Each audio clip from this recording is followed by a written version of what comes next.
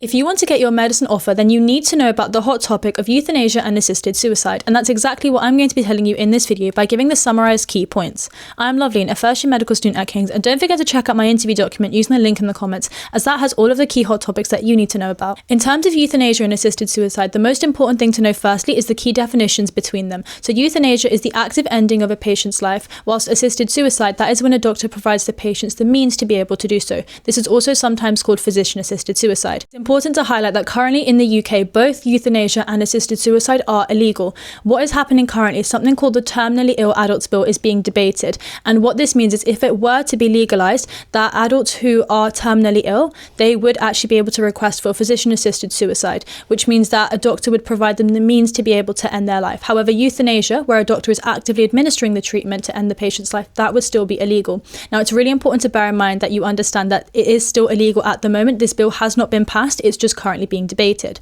Following on from this, you need to be able to discuss what are some of the reasons why legalizing euthanasia could be a good thing and why legalizing it could be a bad thing. And this is how it's most likely going to come up in your medical school interview. So some of the reasons why it could be beneficial is that it's allowing a patient to exercise their autonomy, or often what happens is patients who do want to have physician-assisted suicide or euthanasia, they have to travel abroad. But then again, think about how this could exacerbate current healthcare inequalities because not everyone can afford that.